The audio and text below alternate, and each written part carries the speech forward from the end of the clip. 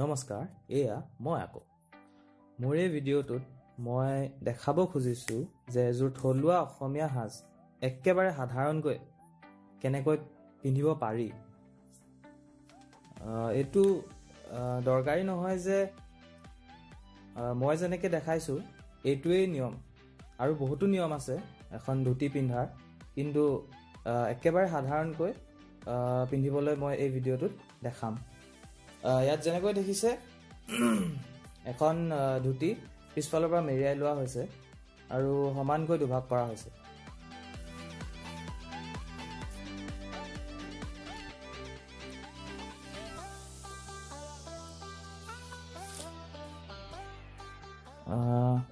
তাৰ পিছত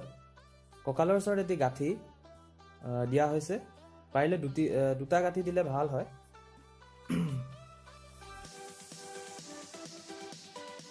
আৰু অলপ টানকৈ দিব যাতে ধুতিখন খুলি নপৰে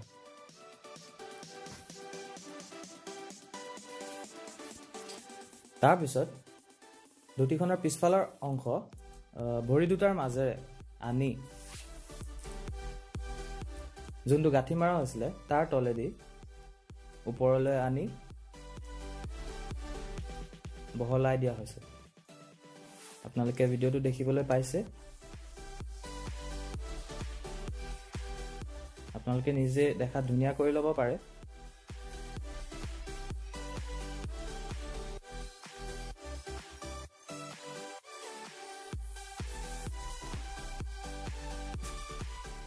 তাৰ পিছত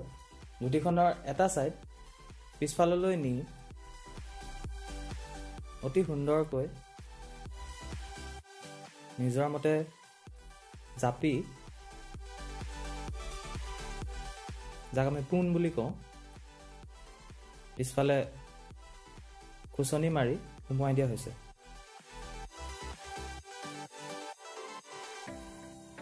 যিমানে সুন্দৰকৈ কৰিব পাৰে সিমানে ধুতিখন দেখাত সুন্দৰ হ'ব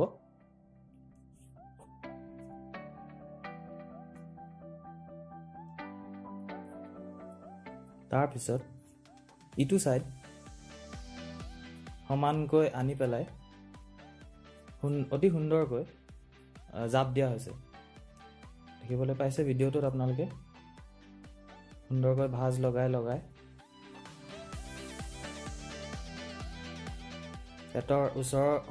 অংশলৈ অনা হৈছে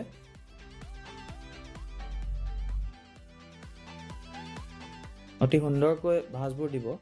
যাতে দেখাত অতি সুন্দৰ হয়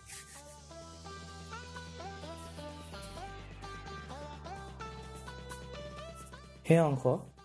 আপোনালোকে তাৰপিছত পেটৰ ওচৰৰ অংশত খুচনি মাৰি সুমুৱাই দিব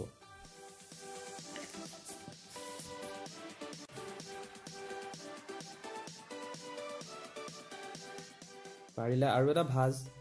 দি খুচনি মাৰি দিব যাতে আগফালৰ পৰা দেখাত ধুনীয়া হয় এইখিনি আপোনালোকে নিজে কৰি ল'ব পাৰিব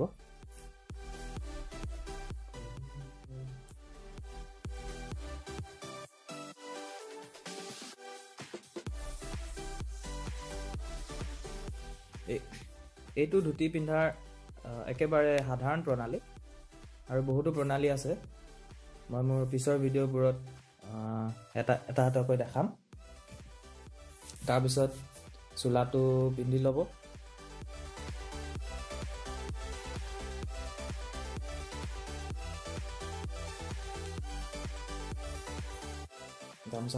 গামোচাখন সুন্দৰকৈ জাপি লৈ ডিঙিত লৈ ল'ব